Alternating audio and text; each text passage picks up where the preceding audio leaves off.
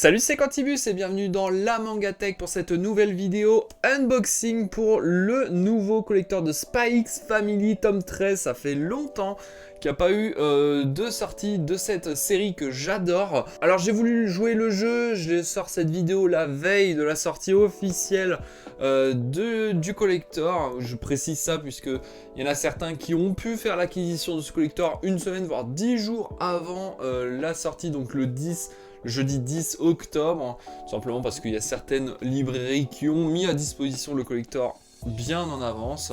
Donc moi je joue le jeu, je sors la vidéo que la veille, ça va. Donc on va découvrir ça ensemble en unboxing, c'est parti. Alors voilà à quoi ressemble l'édition collector vue de près. Donc encore une fois, hein, la cover elle est vraiment magnifique, j'adore, vraiment très très beau choix de couverture. Ça change de d'habitude. Moi je veux dire que c'est ma préférée, hein, vraiment elle est remarquable celle-là. Donc le collector a coûté 14,50 €. On l'ouvre tout de suite.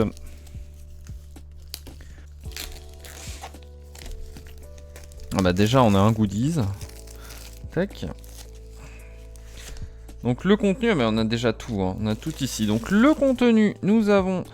ça, on s'en fiche. Ah là là là là. Donc nous avons les petits porte-clés. J'aime beaucoup la matière utilisée. Ah, c'est franchement dommage qu'ils sont pas recto verso. Donc Yor et Lloyd en version espion. Mais ouais, en fait la matière est sympa, mais trop dommage que ce soit que d'un seul côté. Ou alors ils auraient dû coller les deux, faire un seul beau porte-clés. Mais non, c'est très cool, sinon à part ça. Ensuite, nous avons la cover limitée. Donc elle est vraiment magnifique, encore une fois, hein, vraiment sublime. J'aime beaucoup la quatrième de couverture, ce qu'ils ont fait. Ça fait un style un peu vieux bouquin en cuir avec les petites reliures là, c'est sympa. Je sais pas si... Hop, ouais, ils ont même fait jusque là. Et du coup, la continuité de l'illustration... Très sympa. Le dos, alors le dos est pas super beau par contre, hein, dans une collection ça va faire très bizarre. Mais bon, il y a quand même le numéro 13 avec écrit édition collector, je sais pas si ça va se voir, non là on voit vraiment pas bien. Mais en gros tout autour du 13 il y a écrit édition collector, donc ça c'est très chouette. Là aussi, hein.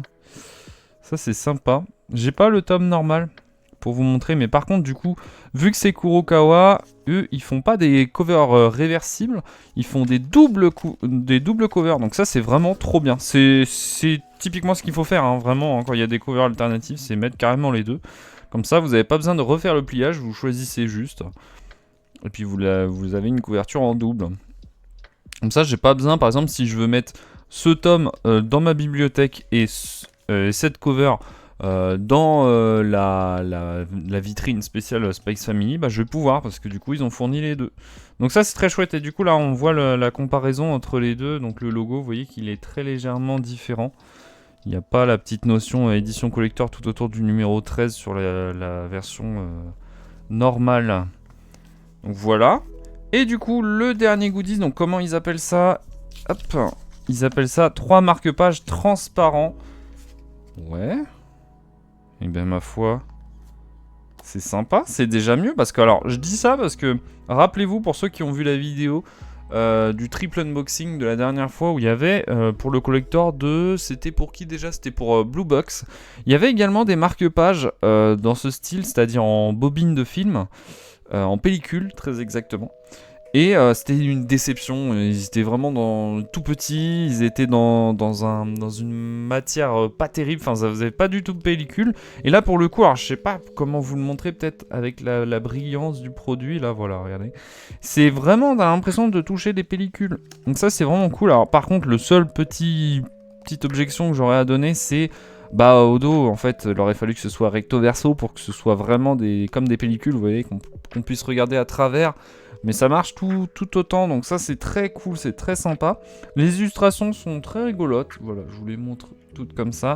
Alors après le problème c'est que là, pour celle-là, je trouve pas ça incroyable, puisque c'est juste tiré du manga. Après ça reprend des personnages pas forcément mis en valeur dans les collectors habituellement. Mais par contre le problème c'est que c'est vraiment tiré du manga, oui, il y a encore les bulles. Et le dernier, alors celui-là c'est mon préféré puisque ça prend beaucoup d'illustrations couleurs qui sont très très jolies. On voit pas très bien. Hein. Ça fait un petit... Vous avez pas l'impression que ça fait un petit effet relief quand je fais ça là? Non, c'est très joli. C'est très sympa, j'aime bien. Alors après, je pense que pour des marque-pages, ça peut être très fragile avec le temps. Je sais pas si je vais les utiliser comme marque-pages. En plus, des marque-pages PX Family, c'est pas la première fois qu'on en a. Donc, allez, on peut passer au point négatif et au point positif. Alors, que penser de cette édition collector de Spy X Family tome 13? On va commencer par les points négatifs. Premier point négatif, et je pense que je vais pas être le seul à l'avoir remarqué, mais le prix est vraiment trop cher pour ce que c'est. Pour moi, 14,90 €, c'est bien trop cher. Ça reste des goodies très très simplistes, hyper habituels. Bon, ça, on y reviendra sur les goodies. Mais pour ce que c'est, non, c'est beaucoup trop cher. Pour moi, ça ne vaut pas ce prix-là. 12 €, j'aurais peut-être pu accepter, mais là, non, 15 € parce qu'on va arrondir à 15. C'est beaucoup trop cher. Deuxième point négatif, comme j'ai pu le dire très rapidement, c'est l'originalité des goodies. Encore une fois, bon, des porte-clés, des marque-pages, l'originalité, voilà, paye ton originalité. C'est pas extraordinaire de ce point de vue-là, c'est pas fou, et c'est bien dommage.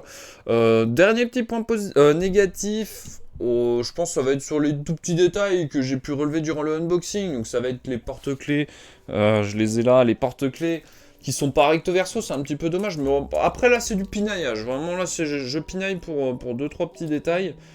Et pareil pour le même constat pour les marque-pages, que ce soit pas en recto verso, et la fragilité des marque-pages, mais après c'est voulu. Voilà. Donc on va y revenir du coup dans les points positifs.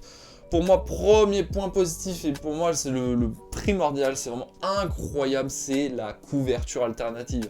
Elle est magnifique, le choix de l'illustration est parfait, c'est super beau, le tome est très très soigné. Encore une fois, Kurokawa, le fait de mettre deux covers l'une dans l'autre, c'est vraiment bien là-dessus, c'est vraiment top, c'est mieux que les covers réversibles, et c'est mieux quand il y a une couverture alternative pour un collector, hein, faut le dire quand même. Sinon, les pellicules, moi j'ai trouvé qu'elles étaient bien mieux que celles de Blue Box. Voilà, là c'est de la vraie, enfin, peut-être pas la vraie matière utilisée pour les pellicules et bobines de film, mais au moins ça se rapproche quand même beaucoup plus du produit que ce qu'on veut nous faire vendre. Moi je pense à des pellicules, des bobines de film, moi bah voilà, là c'est complètement ça, c'est cette matière là. C'est très chouette ça là-dessus. Alors je pense qu'il y a des Jean-Michel cinéphiles qui vont me dire non, les bobines de film, c'est pas exactement cette matière-là. Oui, bon, écoutez, pour du public, pour un large public, franchement, on fait pas trop la différence. Ça reste quand même très joli, très stylé, très soigné. Très bons matériaux utilisés, je suis pas déçu là-dessus. Donc voilà, pour conclure, je suis assez mitigé. Comme vous avez pu le voir, j'ai relevé quand même beaucoup de points négatifs, mais également beaucoup de points positifs. Donc on va dire que c'est du mid-tiers, c'est bien sans être extraordinaire.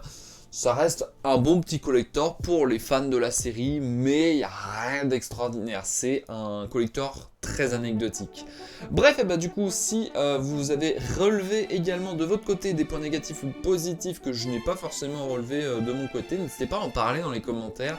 N'hésitez pas à me dire si la vidéo, le concept vous a plu, à lâcher un petit pouce bleu sous la vidéo si c'est le cas. Et si vous n'êtes pas encore abonné, je vous invite à le faire, puisque je sais qu'il y en a beaucoup qui regardent mes vidéos sans forcément suivre ma chaîne. Et donc on se retrouve une prochaine fois. Et en attendant, bah, on se dit à la prochaine. C'était Quantiboost de la Mangatech. Salut.